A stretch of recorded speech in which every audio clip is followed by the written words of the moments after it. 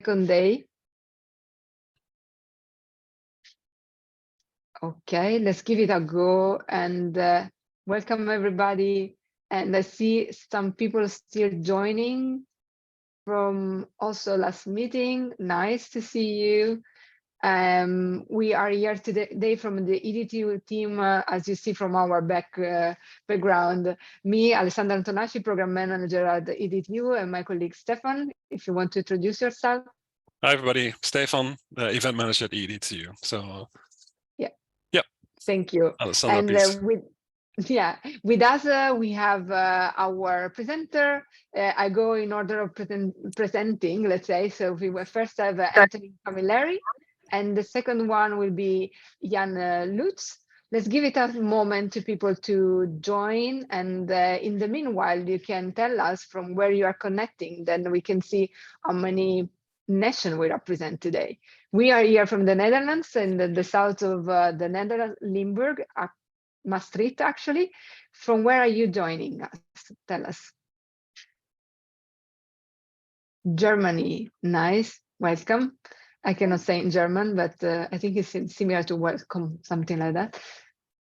Sweden, hello. England, welcome. Catalonia, nice. Turkey as well, nice. By the way. Scotland, Germany, Barcelona, welcome. Ireland, welcome. More. I'm already satisfied, but just let's give it a moment. And it would be nice to see your faces also, people. If you could turn on the camera, only few of you have done it. I understand maybe you are having lunch or something. Hello. Coffee, maybe depends in which region you are. So if you agree with me, I'm going to give it another minute and then I pass the floor to Anthony. Then we give the time to people to connect because we had a lot of registered people and the number so far is not as the same. Please, if you could turn off your mic, is nice. Okay. So I think the minutes has passed. So Anthony, I will give the floor to you then. So hello everyone, good afternoon. I'm glad to see so many people ready to talk about microcredentials the whole afternoon. So yeah, just to get started, let me just maybe get my screen shared here.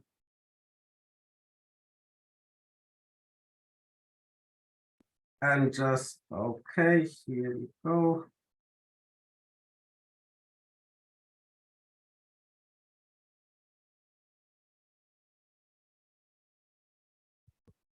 We do see it, Anthony, but I don't know if you are talking. Okay, yes, no. No, basically, it's right after lunch, so I thought I would let someone else warm up for me. And just, let's say, a little thing. So let's see use cases for microcredentials. Use cases for AI and microcredentials. And let's see what we get. I will warn you all, this doesn't always work. It's a little risky doing it, but let's see what we get. Revolutionizing learning, how AI is transforming microcredentials. The field of education is undergoing a significant transformation thanks to the power of artificial intelligence, AI. In this video, we will explore how AI is revolutionizing the concept of microcredentials. Microcredentials are bite-sized learning modules that offer individuals the opportunity to enhance their skills quickly and conveniently. With AI, the process of earning microcredentials becomes even more personalized and efficient. AI algorithms can analyze learners' strengths and weaknesses, provide tailored recommendations, and offer real-time feedback. This allows learners to focus on specific areas of improvement, increasing the effectiveness of their learning journey. As AI continues to advance, the opportunities to revolutionize the learning experience with microcredentials are truly limitless. Want to learn more? Visit our website.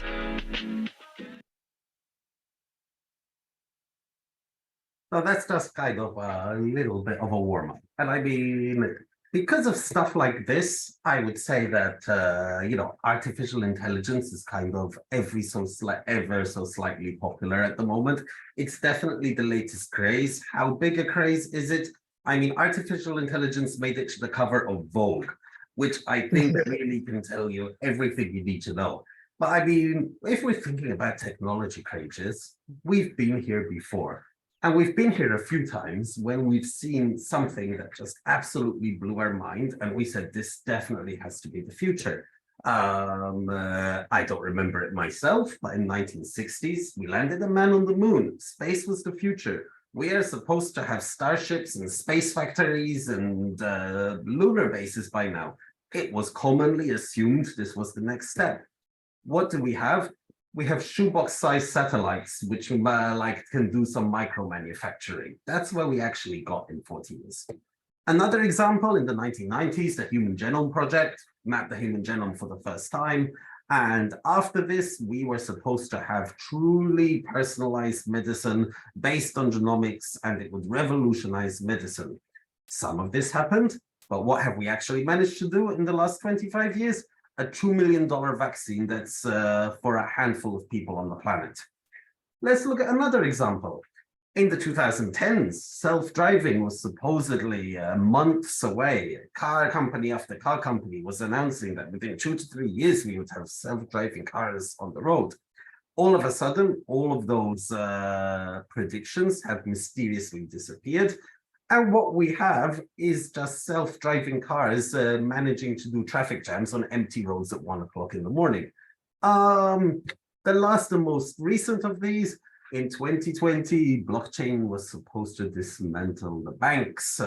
And instead of dismantling the central banking system, what we got was the largest destruction of value in human history, thanks to a bunch of partying crypto bros. So the message I'm trying to take here is that if we look at the history of innovation, there are certain got-yous, certain rules we need to remember when we talk about any new emerging technology. First of those rules is technologies don't always get cheaper. Sometimes they're super expensive to do for the first time, and sometimes they stay expensive.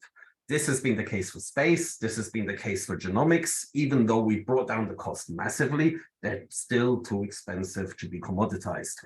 And one of the things to remember that when you see these amazing big demos, sometimes governments are hiding the real cost, or venture capital are hiding the real cost on the hope that it will get cheaper. But this is not necessarily a guarantee. The second thing you want to look at is innovation is not a continuous process. When you speak to people about innovation, they tend to think of it as an exponential growth curve or as a linear growth, but actually innovation doesn't work like that. You get a great new invention that changes the world, you get some exponential growth, then you reach the limit of that innovation, then it's flat. And it can be flat for anything from a few weeks to 150 years. Then somebody makes a new breakthrough and we get another spurt of innovation. Again, we pause for a few weeks or for a few hundred years. And it continues like that. So just because we're making rapid progress now on any area of technology doesn't mean that we're going to do so tomorrow. It does not work linearly. The third message is that just because a technology sounds cool doesn't mean anybody actually wants it.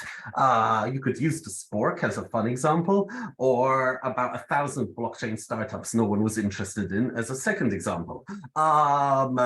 Just because you can do something with technology doesn't mean you necessarily should. There has to be a real human need. There has to be a real use case something solves. And lastly, just because you can offer a cool demo doesn't mean you actually have a product. And again, this is something you need to keep in mind. So by all of this, I'm trying to say that there are a lot of use cases for AI and adult learning, but it's good to try and take a slightly skeptical view and have a skeptical view of use cases. So if we think about what these use cases are, and sorry about the dislodged slide slightly, you can think of 8, I think, high-level use cases where this becomes interested in education. First and foremost is curriculum planning.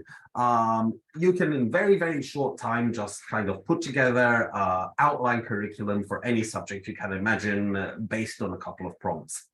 Market surveys, another really, really big area. Essentially, you can ingest the internet and ask it what's new, and it can surface to you what's new, what's the latest very, very easily. Plenty of you have been using this already just in your algorithms on Facebook. You can do translation of content. Generative AI has gotten remarkably good at translation of content.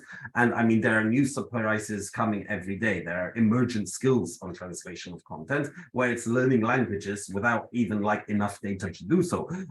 So translation of content is a big one, and especially in a European perspective. Because if you imagine that you can ingest content in one language and answer questions about it in another language, that changes a lot about what we do in European education.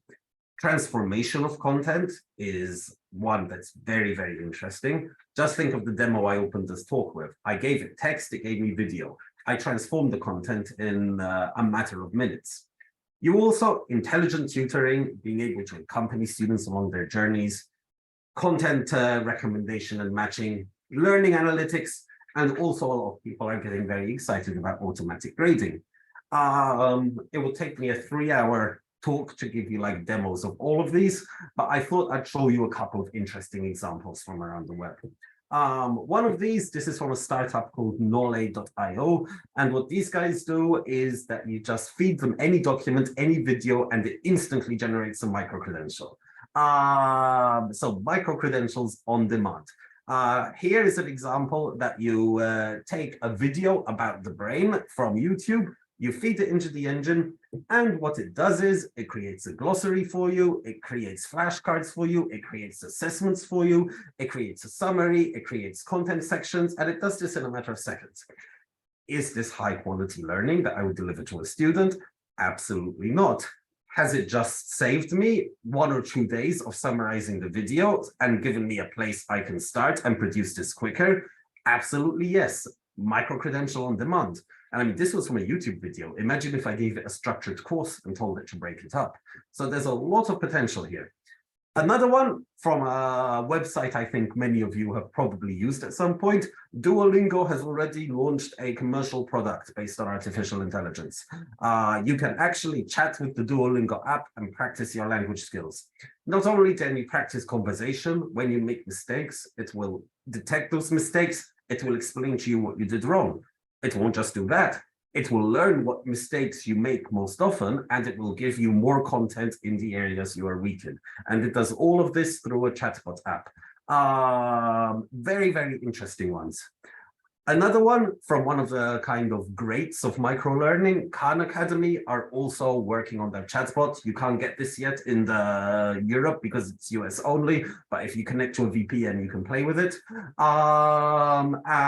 Again, they're launching something called Camilleri. They fed basically the entire Khan Academy database into their chatbot, and you can do stuff like do math practice. When you make a mistake, it'll show you the working, it will explain to you what you've done wrong.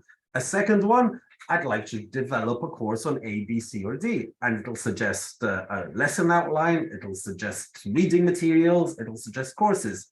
The third one, it actually does digital storytelling for you. You say, I want to reach these learning outcomes. I want to describe a girl. I want her to have this story, and it'll develop an entire like visual storyboard for you that you can actually use storytelling to reach learning outcomes. All of these are things that AI is doing today.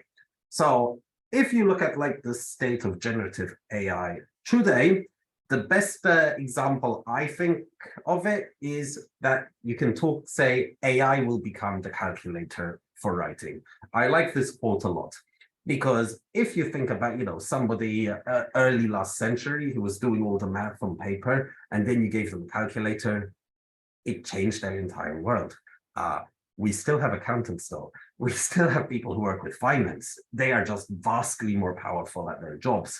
And this is what I think where we're going to go. We now have a calculator for writing. But this calculator for writing has its limits. And especially if you think about it in an educational context, feeding an AI the entire internet doesn't just make it a good teacher.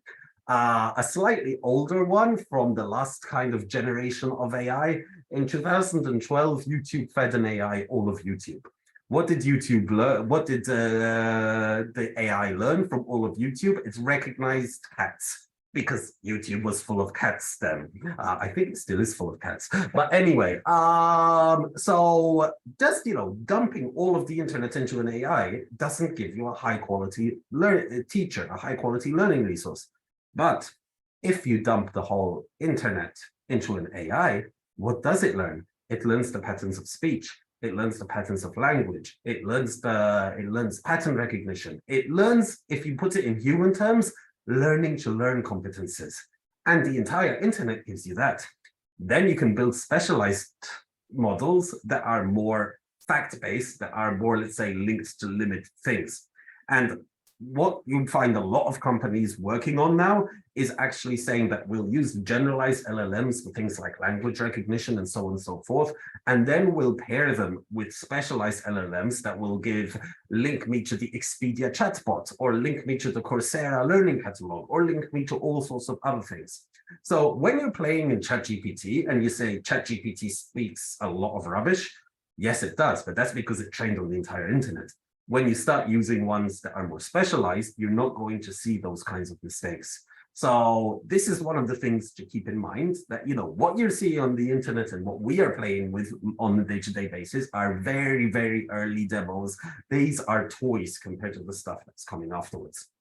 In the short term, how will AI help us for microcredentials in particular?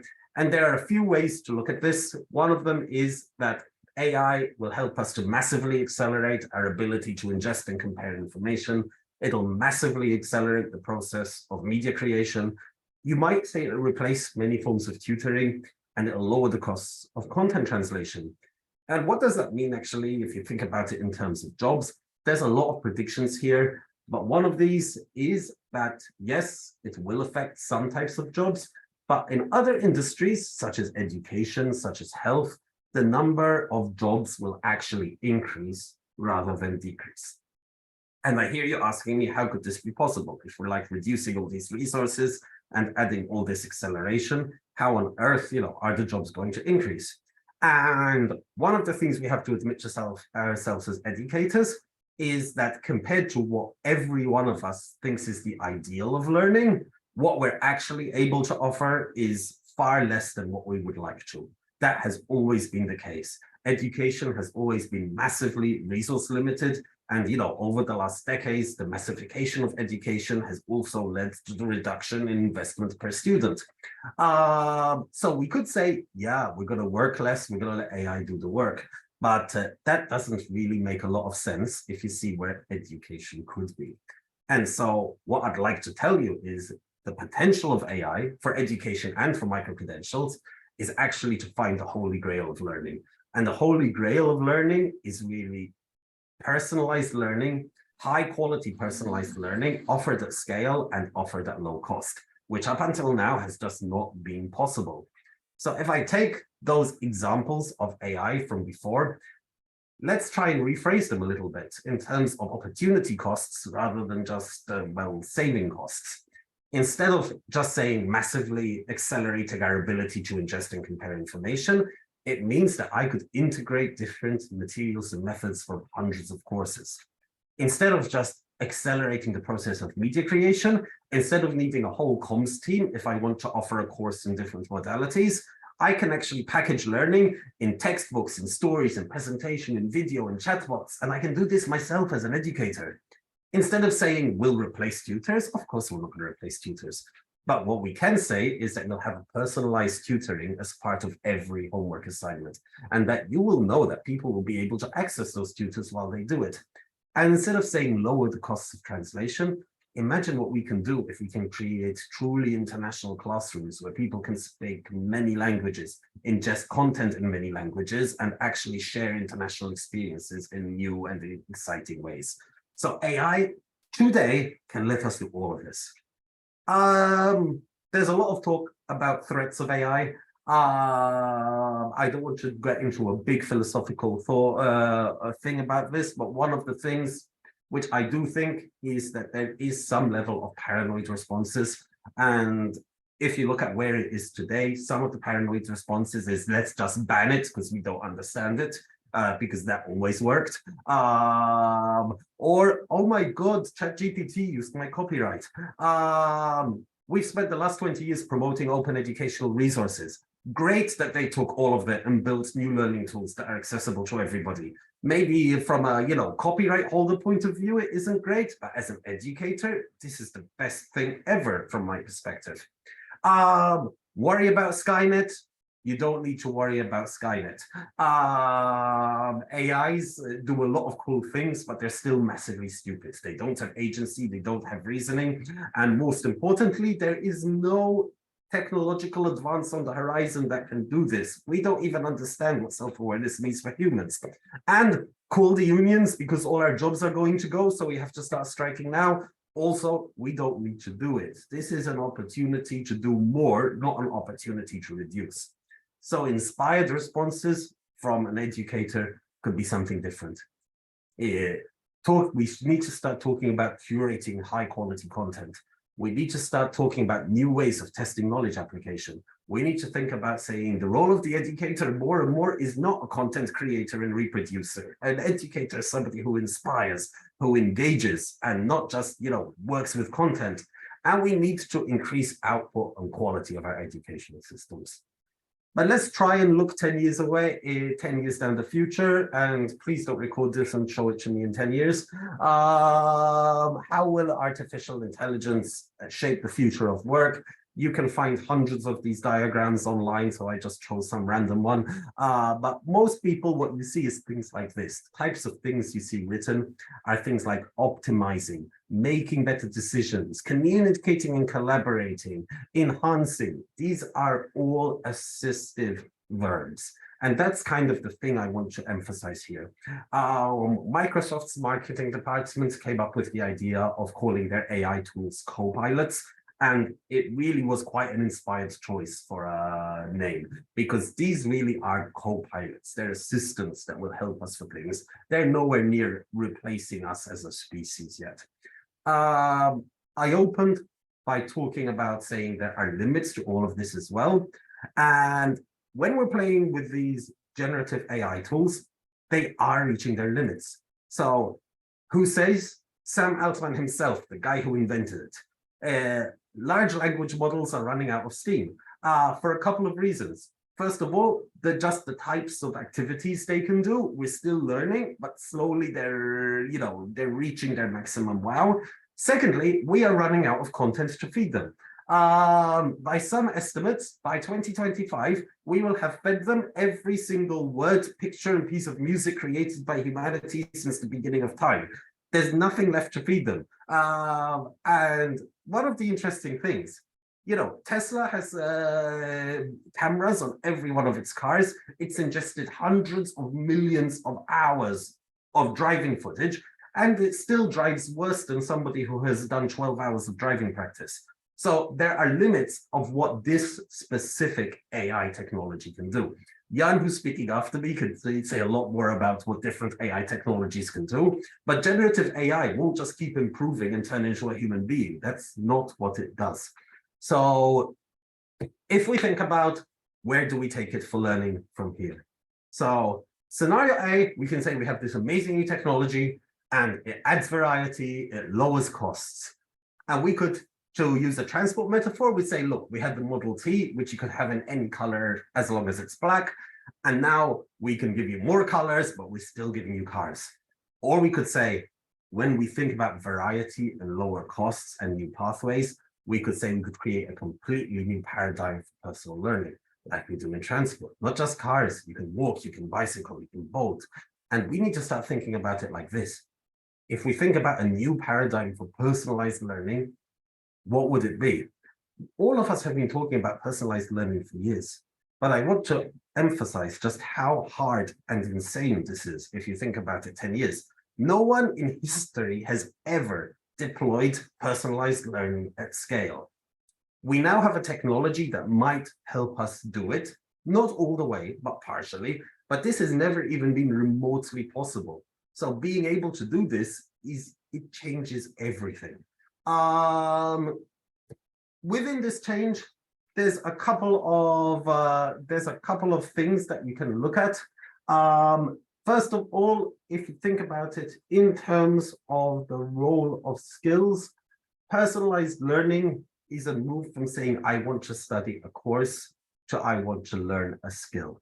And that is a big change in just philosophy, because I don't need to necessarily say, look, I need to do this specific course that's formatted a specific way from a specific institution. I can just say, I want to learn a skill. And what we're going to start seeing, you're already seeing people like Khan Academy do it. You have one chatbot for everything. And I say, I want to learn this skill, recommend some content to me. I'll do that content, I'll do an assessment that was personalized for me. And once I've done that, it'll give me more content based on my performance. I don't need a structured course. And if we think about it like this, then what does a course even mean? Maybe we stop talking about micro-credentials, maybe we start talking about nano-credentials, because you're really starting to talk about consuming very, very small bits of content and doing those. When you think about it like this, even though AI itself has the potential to be transformational, it only does that in an environment that supports it and an environment that, let's say, prioritizes student choice. And making all of this happen isn't about technological wizardry. It's about getting back to the normal, old, boring educational policy questions we've all been working on for decades. If classes and courses are not the way forward, and if we have these very flexible things, I still need to put teachers and students in buildings and make those timetables work. The logistics of massively personalized learning and arranging the groups and getting those people together is a massive challenge. If we look at the future of assessment, is standardized assessment still a valid methodology when I can generate an assessment that suits the learning style of each student? So is personalized assessment the way forward? If all of this is happening through recommender systems and every student has a new pathway and we have co-pilots assisting teachers, how on earth do I quality assure all of this? How do I adapt QA systems for it? If I think of teacher education, if the kind of methods of content delivery are changing and we're producing far greater volumes of content in many different ways, does that mean that teachers need to be, let's say, trained more as learning designers and engineers?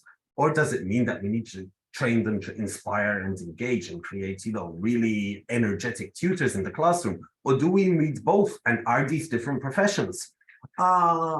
If we assume that we've solved multilingualism, what kind of new pedagogies can we build around international classrooms that don't all need to speak bad English? And how do we curate and share knowledge to build the right AI? So all of these are questions these are the questions that are going to kind of need to be answered and which we'll need to discuss in 5 to 10 years. Or at least they will be, as long as we're not afraid of Skynet, shut the whole thing down and ask the wrong questions.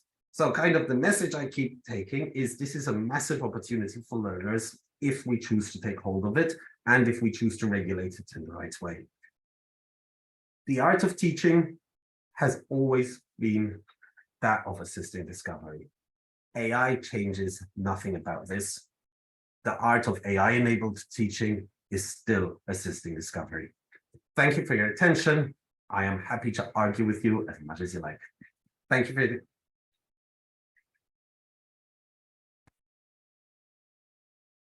I see many applauding hands, so I applaud to that. Thank you, Anthony. It was a very inspiring presentation. I'm pretty sure people are full of questions or remarks. Feel free to speak up or write it that in the chat. I would be happy to read for you. But if you speak up, is better. No questions? No curiosity? None. Not even knowing the tools that Anthony has used. No.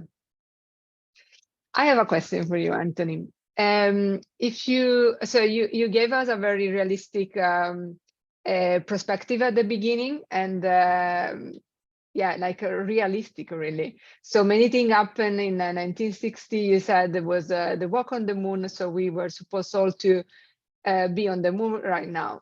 Do you think? I mean, your speech goes in a different way, but what if? Also for artificial intelligence, we will be talking of it in 30 years, and we were at this moment thinking that would be the future of education, a supportive tool and everything. But then have you considered the scenario that nothing will happen at the end? Would it be possible? So it's it is very possible, let's say, because we have two discussions, I think, happening at the same time. And this is what I've tried to go around. There's what we know AI can do now, and the things that people think AI may or may not be able to do. But now, here's the thing, tutoring somebody on their homework, you can go now, it does it. It's not a potential, it's not a theory, it does it now. Summarizing content, massive amounts of content instantly, it does this now. Designing a course from scratch and understanding what is inside that course in the way a teacher would, and understanding what is important from that summary, no, it doesn't do that yet. That's pattern matching. There are other companies working on that in other parts of AI, but that requires new breakthroughs we haven't had yet. And everyone's assuming we're 3 years away from reasoning AI. I have no idea how long away we are from reasoning AI, but the tools we have now are very impressive. And we have already brought down the cost to a level that it is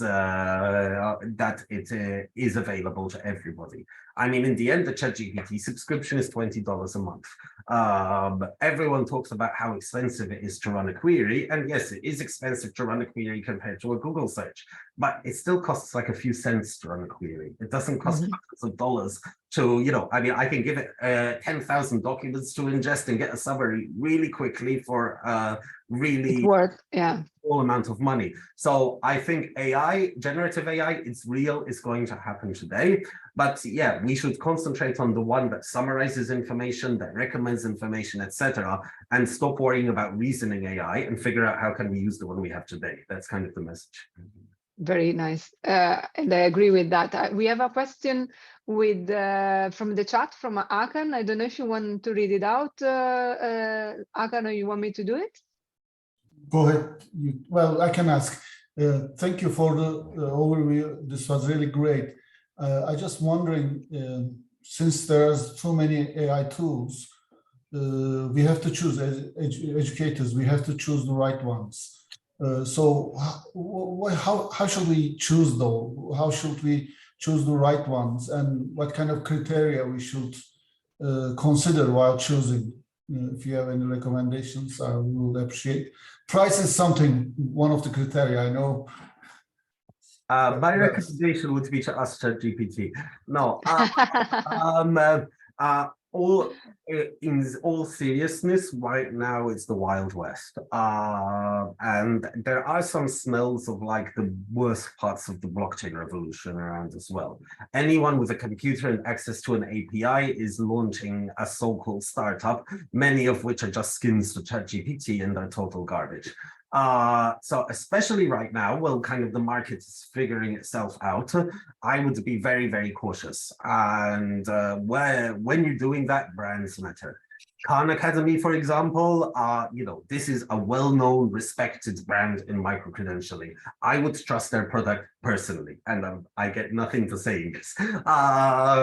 Some random AI startup, I would definitely play with their toys, but I would also check everything. So in the end, I think if you ask the state today, the answer is, how do you choose? The way you have always chosen as an educator. You look at the different sources of content, you look at the output, you decide if it's quality, and you check it. If we think 2 or 3 years down the line, the market, as it always does, will consolidate around a few bigger players that have higher quality, that are integrated with the main tools. And when that happens, we'll be able to start talking about criteria and so on and so forth. But for now, I would say trust 2 things. Trust brands and institutions you trust, and trust your instinct as an educator. Thank you.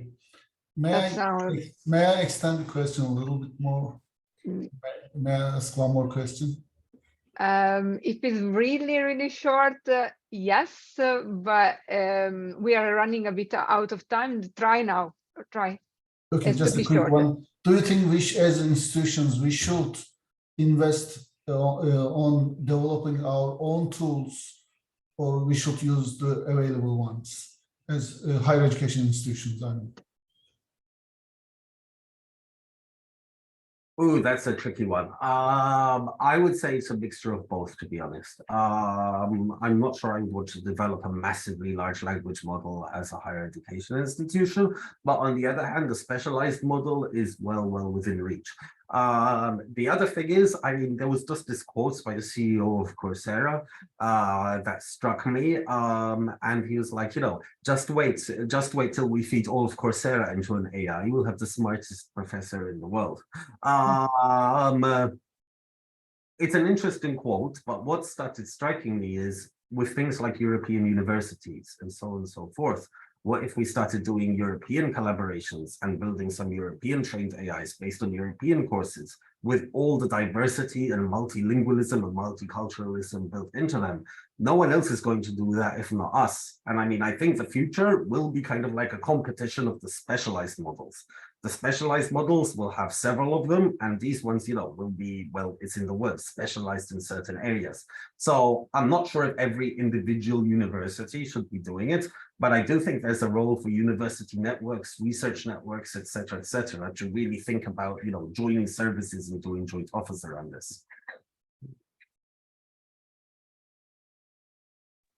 We should think about it. Nice perspective, and thank you once again, Anthony, for this inspiring talk. I unfortunately have to be aware of time, otherwise we don't manage to listen the other inspiring talks we have planned for today. So I pass the floor to Jan Luts today, that will present another phase of this let's say context. So we will speak a lot about skills and EBSCO and how artificial intelligence is being adopted by EBSCO, the European Commission, in speed up the work, I suppose. But Jan will explain better, and looking forward to hear from you. The floor is all yours. Thank you very much, Alessandra. I hope you can see my slides. Yeah, we see it. It's not yet. Now in presenting view. Perfect. Okay. So first of all, thank you very much for the opportunity to present EBSCO here and our work on AI. And hopefully it will be very clear how it's relevant for micro-credentials. So for those of you who are not familiar with EBSCO, so EBSCO is the European classification of skills, competences, and occupations. So I would say on a very high level, EBSCO can be seen as a dictionary that describes, identifies, and classifies occupations, skills, and competences for the EU labor market, education, and training. So what is EBSCO actually targeting? So it tries to encourage intra-European mobility, because it can be a common language to exchange information. It tries to align people's skills with industry needs by bridging the gap between employment and education. And it enables skills-based labor market services. So how does it look? So this is the structure of EBSCO. So as mentioned, there are two pillars. One of them is occupations, and that's what you can see on the left. So today in EBSCO, we have about 3,000 occupations, and you can see here one example on the left, so a paleontologist. So each of these occupational profiles have a description, they have alternative labels, and they have also skills linked to them, either being essential or optional. Then these occupations, these 3,000, are also captured in a kind of hierarchy. And for this, we follow ISCO, so from the ILO, but EBSCO is built on top of it and adds several additional layers to reallocate these occupations. And on the right, you have the skills pillar visualized, or at least one skill in there. So it's excavate fossils. So similar to the occupations, there is a description for each of these skills and knowledge concepts. There are alternative labels, and they're also linked to these occupations. there are different ways of looking at the skills in ESCO. So there are several, I would say, sub-hierarchies. One of them is knowledge. One of them is language skills. Another one is transversal skills, and then the remaining skills hierarchy, which represents most of the concepts in ESCO. So I hope that on a very high level, this is clear how ESCO looks and what kind of information that you can find in there. So how is it developed? So very briefly, because it's a lengthy process, it's a mix of desk research and input from experts. For instance, we work together in these European blueprint projects where we directly talk to the experts. They provide us with input. But there is also a phase of desk research where we work with information, just like job vacancies or courses, like course descriptions, or we look at other international classifications or national classifications from the member states. So basically, based on this type of information, we do our work and we get reviewed by these external stakeholders, and in the end, it gets validated by the member states. So where does the AI come in? It's mainly here at the beginning. So we use AI in our desk research and basically to identify new content. So what does AI mean for us in our daily work in ESCO? It means that we want to use a more of an analytical approach that uses statistical analysis, data science, and machine learning to focus on 3 areas.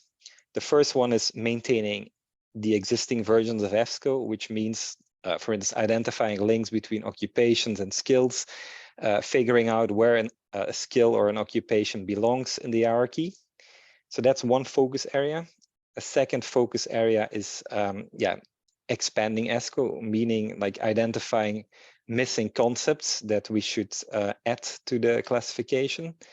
And then the third focus area is making ESCO easier to use by our implementers. A lot of our implementers do have data, and it's often not trivial to get started with ESCO, so we try to help out there as well. In the rest of the presentation, I will give you some very practical and clear use cases of what we're doing with AI. And they focus all on these 3 key areas that we're working in. And the first one is identifying alternative terms for new occupations. So when we draft new occupations, like here, for instance, an occupation got added, and this was for a mobility services manager. We need to draft descriptions. So this work is happening together with the experts. But then at some point, we need to add alternative terms for these occupations. So we do get input from experts, but what we started doing was to look at what is out there in the labor market. In this case, looking at online job vacancies from the whole of Europe. We pull out these vacancies and extract the job titles. So ESCO needs to be as representative as possible for the labor market. So what we do is to try to look in existing data, what alternative titles we can additionally add to these profiles. And that's where the machine learning and natural language processing comes in to connect it to what Anthony was saying. So what is behind this is a large language model, which is something that we are fine-tuning for the world of, for the labor market. So we pick smaller than what ChatGPT is doing, but we pick these language models which are containing like 300 million parameters in there, and we fine-tune them for our use case. Because as Anthony also said, usually they just capture general knowledge about the world, so we need to tune them for our use case, and that's the kind of work that we're also doing.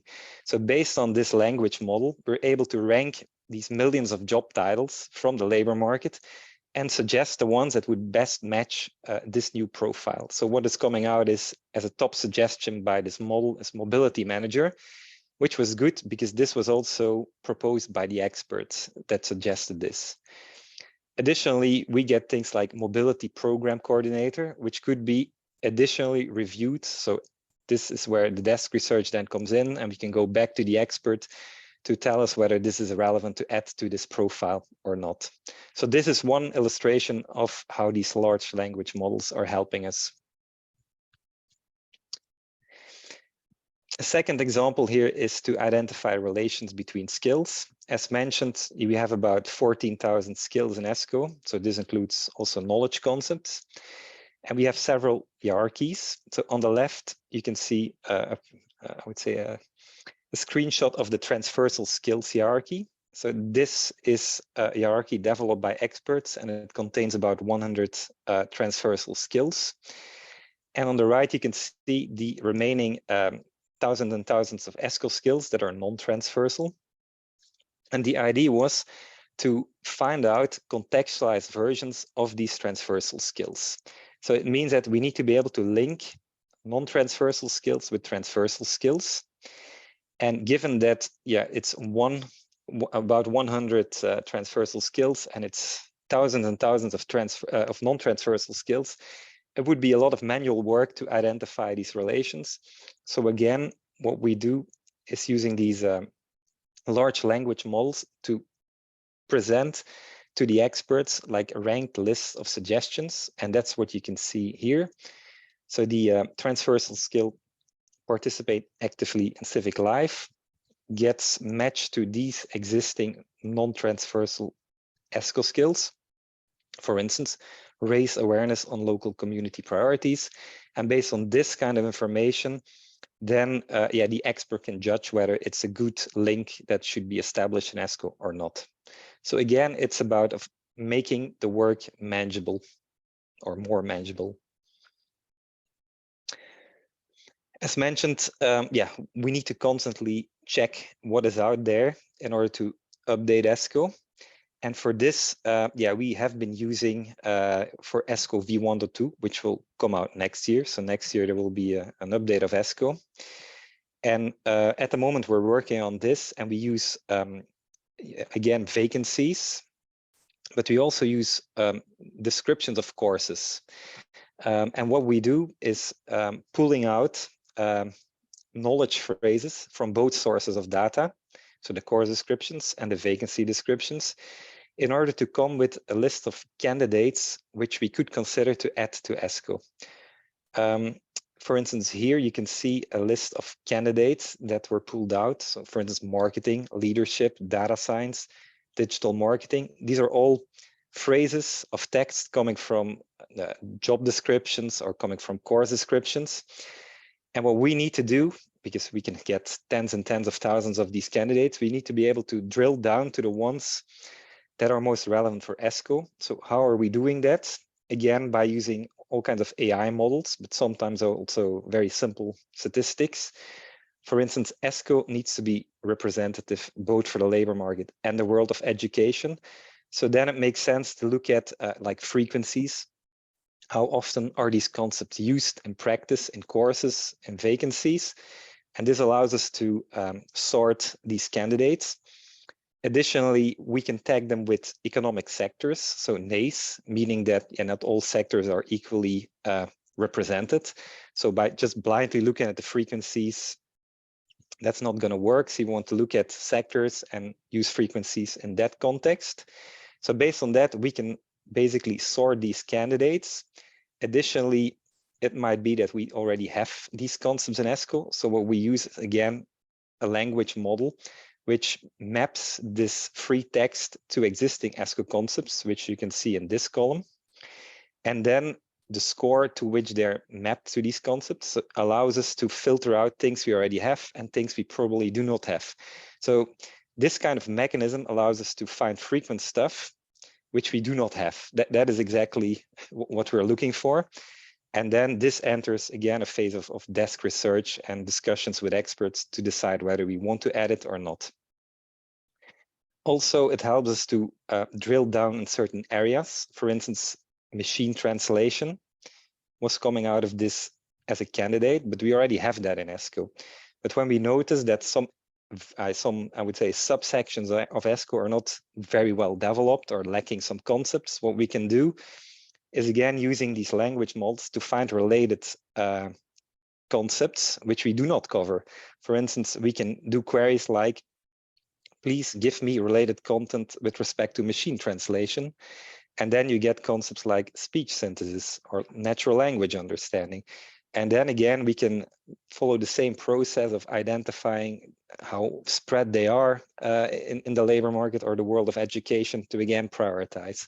So this is the kind of mechanism that we're working with. Another example of where we are using AI is the so-called learning outcome linking pilot. So this is a pilot that happens in several phases, and the purpose of the pilot was, can ESCO support providing structured data for course descriptions? Meaning, can we basically provide suggestions of ESCO skills which are relevant for courses? And the purpose of this pilot was developing a tool that the experts, the owners of these qualifications could use to link their qualifications with ESCO skills. Here you can see a screenshot of this tool. So basically the participants were sending us their course descriptions. They were uploaded in the system, and the system automatically splitted them in learning outcomes and provided suggestions for each learning outcome. The participants, which were more than 20 from different member states, social partners, for instance, could then validate these suggestions and link them to their courses. So what did we learn here? So first of all, one of the outcomes was that more than 10,000 learning outcomes of all these qualifications got mapped to ESCO skills. And what mattered was that this tool needs to work in 28 languages, which is a major complication. But one of the outcomes was it's crucial to process the learning outcomes in the original language. So in the beginning, we were using machine translation to translate everything to English and do suggestions in English. But then we noticed that, okay, for some languages, it works very well. But for some languages, usually smaller countries for which not a lot of data is available, this machine translation is not working extremely well. So when we build these language models, we're doing it in the original language as well. So it's a multilingual model. The structure of these learning outcomes matters a lot. So we often saw learning outcomes that are not so clear, and even, I would say, as a human, not easy to map to ESCO skills. They're often mixing different competences. So how it is structured matters a lot of the quality of the suggestions. Also, one of the findings was that on average, between 1 and 3 skills were linked by the experts to a single learning outcome. So this could mean that these learning outcomes maybe can be further decomposed in individual components. And then, last but not least, the performance of these AI suggestions were promising, but especially for the languages where are not so well covered, or for which there is not so many data available, more data needed to be acquired to improve the suggestion quality. Then another major project in which ESCO is used is EURES. So EURES is the European Network of Public Employment Services. And what EURES is doing is collecting vacancies from across Europe. So the member states are sending vacancies to EURES. And the EURES regulation says that all member states need to tag their vacancies with ESCO occupations. So here it's clear that ESCO is like the common language across Europe. So either the member state had to adopt ESCO and start using it in their country, and several countries did that. So Greece, Iceland, Finland, and Ireland did that, for instance. But other countries were mapping to ESCO. So what does that mean, mapping to ESCO? It means that they are somehow translating their national classification to ESCO, basically by mapping every single occupation concept in their national classification to ESCO. So the way that this was done was again by offering them a tool. So here you can see a screenshot. So in essence, what was happening is that these member states were going one by one over all of their occupation concepts and identifying the ones in ESCO that matches those.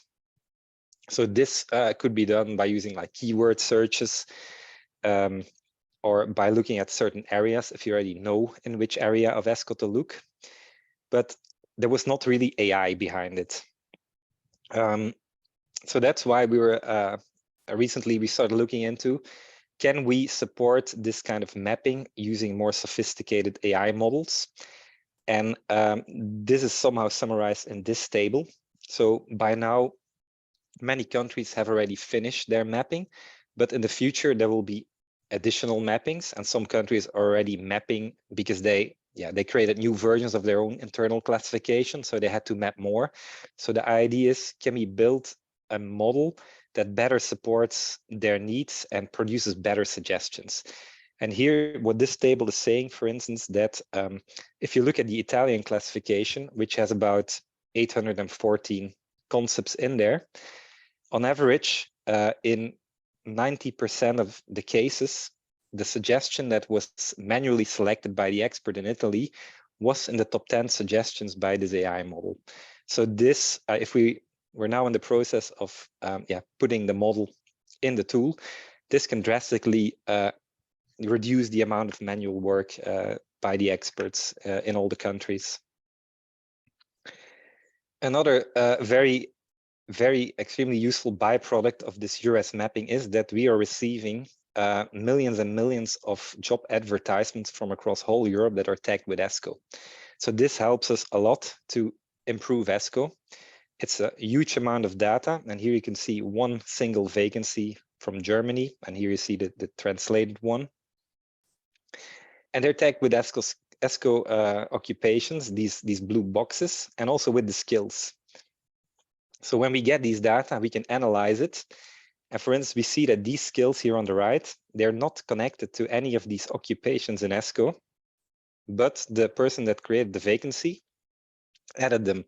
So it means that somehow they must be valuable for this, at least some of these occupations. So it helps us to identify missing gaps and links between skills and occupations, for instance. And this is where we do like graph analysis of these data, because it's a very big graph with tens and tens of millions of vacancies. The last part of my presentation about Europass. So this is a career guidance platform of the Commission. And it's obviously free to use, and you can use it, for instance, for building an e-profile, building your CV, but there are also like course suggestions, job suggestions via EURES. But from an ESCO perspective, it's about helping people to build their profile, which means suggesting occupations that are relevant for them, suggesting skills that are relevant to include in their profile. And in this context, we started working on recommendation tools. So that means, first of all, skill recommendation. It can mean course recommendation or job recommendation. And here you can see some screenshots of where people interact with the tool, where they get suggested skills. Here they get suggested digital skills, basically to help complete their profile. This here is where they need to enter their work experience. So their ESCO can help suggest relevant occupations. And again, by providing this kind of data, it enables a matching with courses and also with jobs in the background. So that is I would say the huge plus, because again, ESCO works as the common language in the background here.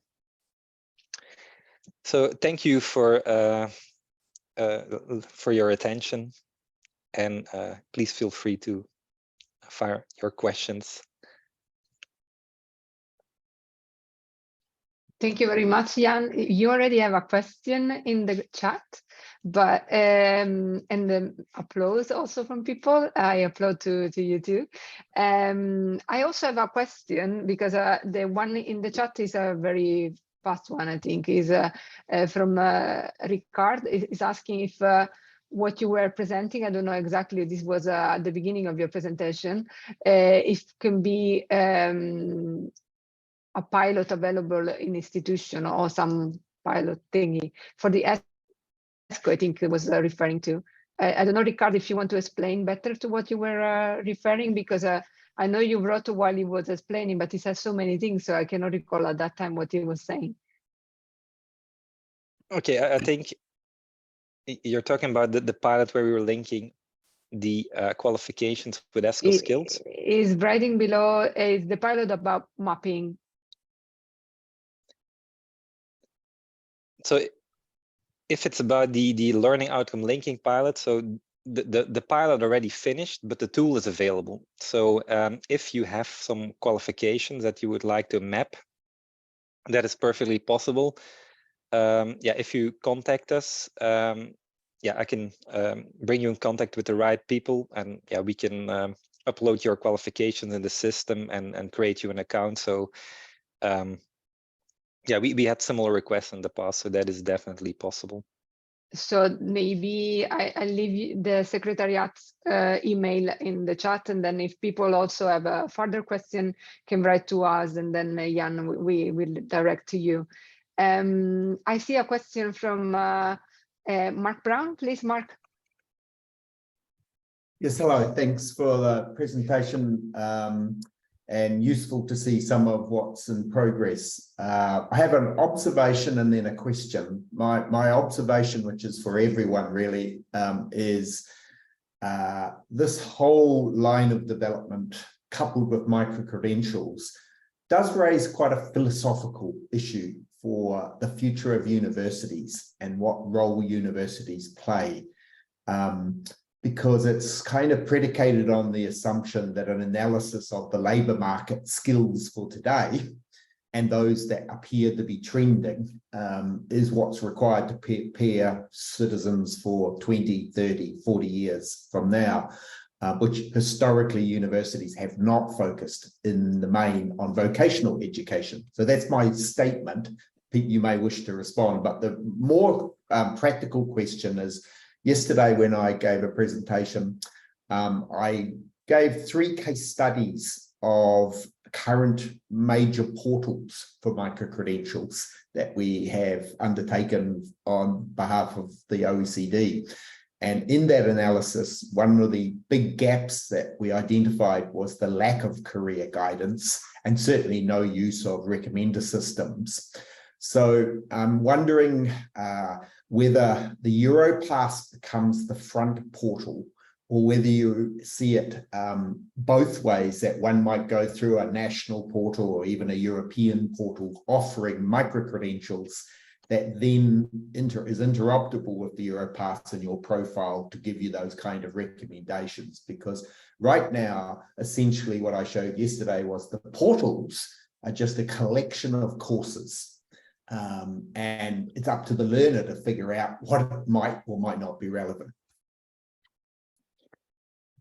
So in context to the Europass project, so at the moment there is a very simple recommender in there, but I would say that the amount of courses is very limited at this stage. It depends on what the member states are basically sending through. So that is one thing, but every Europass EU country has also a Europass center that helps the citizens basically to use Europass, and there, yeah, it's very important that yeah, they get that kind of feedback on how to use the tools. But in any case, yeah, the ambition is to be the European, I would say, career guidance tool. But I would say that we're very early days there. For instance, another tool that has been added there is like a digital self-assessment tool. So that has now been out for, I think, more than a year. So that's also something that we worked on. So basically a test that any citizen can take to assess their digital strengths. And then, yeah, the next step would be to actually identify courses that they can take to improve these digital skills. But I would say that this is probably the most clear example where it's more like a career guidance type of tool. At the moment, it's the course descriptions are being recommended based on what is in your profile already. So that there are no assessments or anything behind that yet. But it is the ambition. which pretty much goes in line with what we were discussing before with Anthony, if I am summarizing well. In principle, artificial intelligence with the Europass, that is what I see most connect with the microcredential, the topic of today, is really like probably via the use of artificial intelligence, the learner can get suggestion of skill he can acquire, then this can even go smaller than micro, as Anthony was saying, on nano. You maybe need just to acquire more information about a little thing, and then can be all certified on in your Europass portfolio, and the employer, or anyhow, you still remain attracted to the job. You can also have an overview like yourself or your progress. So it's a beneficial for both sides and even more. But considering you have a very technical background, Jan, and going more on a general level, and to the majority of us that are not technical, in your opinion, artificial intelligence is to be considered like a alliat, you know, somebody that you can work with, or is dangerous? All this danger that people discuss about, are they real threat? What is your opinion? Yeah, I think it depends on the use case. I think here what we try to do is to assist users. And I think what is very important is being transparent. So we do not obviously take any decisions. We just present information, and we also try to explain to the user why they would get these kind of suggestions, on what it is based, in order to build trust in a system that the user can understand why something is happening. So I think this transparency is the most obvious way to gain people's trust in the system, but I don't see it as a threat, to be honest. Yeah, I also think everything needs to be learned and understood before you actually know how to use it. But once it's clear, I think the potential are big, as well as the thing to be disciplined. I mean, cannot be just used independently, and particularly students or people that are more in need of a technological background will need support in this, because I think we will not get rid of this. Once we have it, artificial intelligence will be used, and it's being used by many, also people that don't even know the difference between a mouse and a rat sometimes. No, I'm kidding. I see that Tatiana turned on the camera. Do you want to talk, or was just, no, I put you on spot, sorry. Okay, I was wondering if somebody else has some other question, and George is posting on our chat our next event. We will also refer to artificial intelligence and microcredential there. It is our conference. The registration are open from today. It will be hosted by our member in Turkey. So we will all welcome you in Istanbul. And if you want to know more, please connect to the link shared in the chat. If there are no other questions, I think we can consider ourselves finished. And before you leave, wait a second, turn on the camera, we make a nice picture, then I can make a nice tweet. Come on, people, turn on the camera, even if you are in a restaurant or somewhere, and then I see all your beautiful faces, and I can make a photo, screenshot, I never managed to say it right. Okay, are you ready? Some other people have to turn it on. Nice.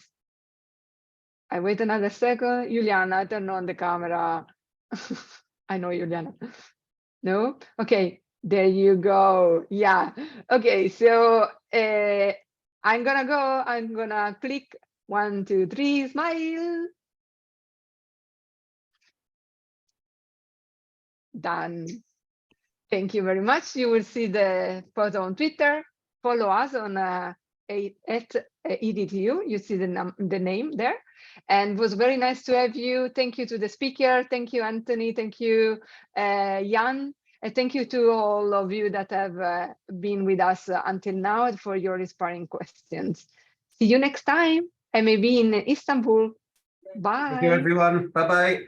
Bye-bye. Bye, everybody. Bye. Bye. Bye.